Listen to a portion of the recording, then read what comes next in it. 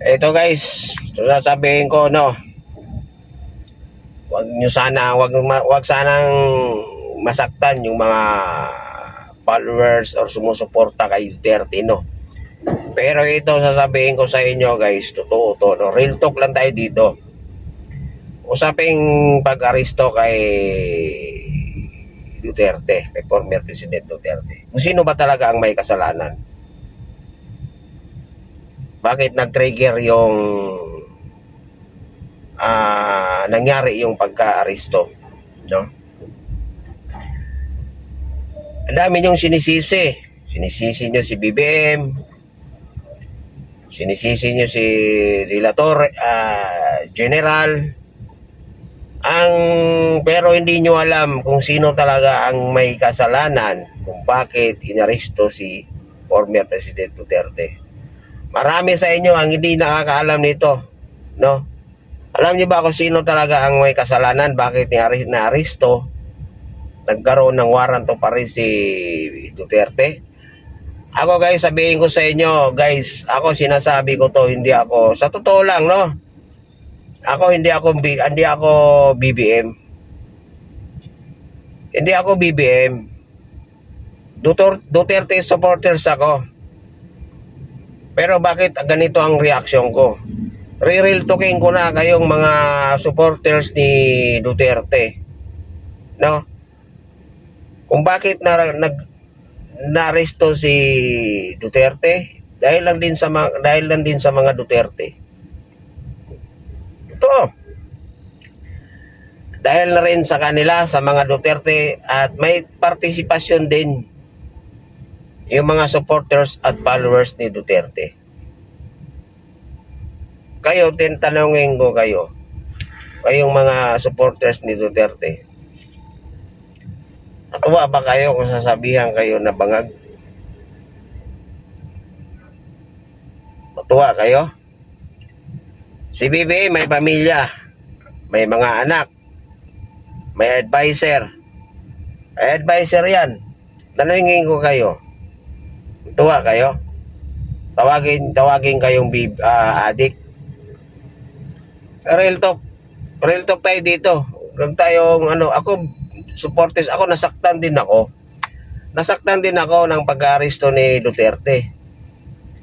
Pero kung laliman natin ang pag-iisip natin, kung laliman natin pag-unawa natin sa mga nangyayari, sa mga lumalabas sa bibig ng mga Duterte, lalong-lalo na pamilya Duterte at yung mga ibang mga vloggers na mga supporters ni Duterte. Isipin nyo raw yung mga lumalabas sa inyong bibig. Sino Duterte din. So, totoo yung warrant of arrest na yan. Kayang pigilan ni BBM yan. Kaya niyang hindi pa implement yan dito sa ating bansa. Pero dahil na rin sa lumalabas sa bibig ng mga followers, mga supporters ni Duterte, at lalong-lalo na rin sa pamilyang Duterte, no? Kaya hinayaan niya na lang. Real talk tayo. Real talk kayo. Ito, isa lang, ang daming sinasabi, mga vloggers, mga supporters ni Duterte, ang daming sinasabi, pero isa lang ang paano ko sa inyo. Tanungin ko kayo, matuwa ba kayo? Kung tawagin kayong bangag at adik? Lalong-lalo na't ikaw ay nasa ano ka? Magalit na kayo kung magalit, pero yan ang totoo. Nung una pa lang sinabi ni Duterte yan, yung sinabi niya nung bangag, no, bangag ang ating presidente. Doon pa lang magti-trigger na yon. Magti-trigger na yon kay BBM.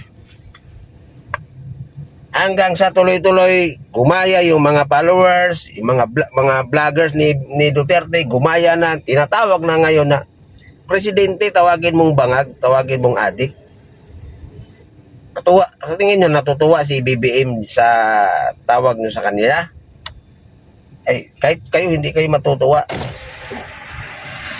Kahit sabihin nyo, kahit kayo guys, kahit sabihin nyo, kahit kayo sa inyo sarili nyo, kahit totoong gumagamit kayo, adik ka, pero hindi ka matutuwa kung pagsabihan ka sa maraming tao.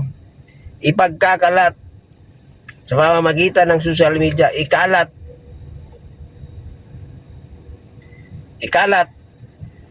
isigawan sa buong mundo, ipaalam sa lahat ng tao, sa lahat ng Pilipino na ikaw ay adik at ikaw ay bangag. Matutuwa ka kaya? Aba, kaya naglabas ng warrant. Pwede pigilan yan, kalukuhan yan. Anong magagawa ng pulis? Anong magagawa ng mga general kung pipigilan sila ng commander-in-chief nila? General ka lang, commander-in-chief ako. Huwag niyong arestuhin yan. Mananagot kayo sa akin. Ibalik nyo yung warrant of arrest na yan kung saan galing yan. Walang magagawa ang mga pulis. Pero dahil sa mga naririnig, galing mismo sa bunganga ng mga Duterte, sa mga bunganga ng mga esos na, usong-uso yan dito. Bangag. Kaya yung nangyayari na pang-aristo ni Duterte, kasalanan din yan ng mga Duterte. Huwag na natin isama yung mga sinasabi ni ating minamahal na Vice President Sara Duterte. Huwag na natin isama yung anong mga sinasabi niya against kay BBM. Dito na lang tayo kay former President Duterte, kung ano yung lumalabas sa kanyang bibig. Kung tutusin kaya, pwedeng tulungan o pwedeng pigilan ni BBM yun. Pero dahil sa mga naririnig niya ng mga masasakit na mga salita galing sa mga followers at supporters ni Duterte, at lalong-lalo na galing kay Duterte, ayun, nag-give-up ang mama. Ganun yun guys. Sinasabi ni BBM dati na hindi siya makikialam. Totoo yun. Totoo yun na sinasabi niya talaga na hindi siya papayag na makipag-coordinate ang gobyerno. Pero sa haba-habang panahon, araw-araw na lang, buwan, lalong-lalo na ngayong mag-i-eleksyon, kung ano-ano na lang binabato na masasakit na salita sa kanya.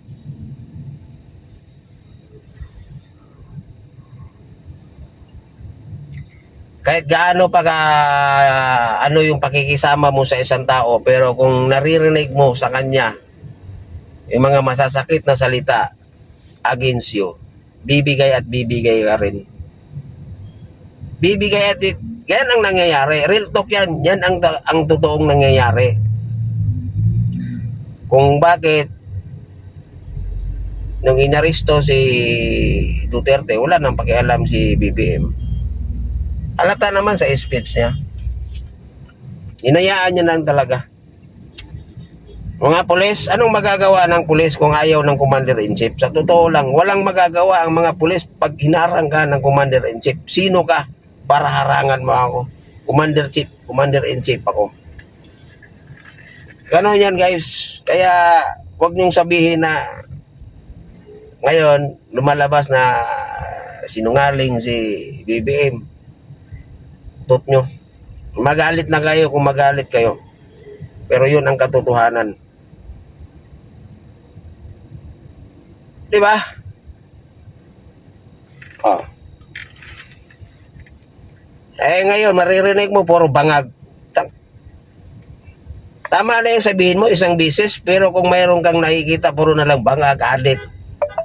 Kahit sa inyo mangyayari yan. Guys, kahit sa inyo mangyayari yan, kalukuhan nyo kung hindi kayo, iluwang ko lang sa inyo kung hindi kayo magagalit. Pinalis ako guys, no?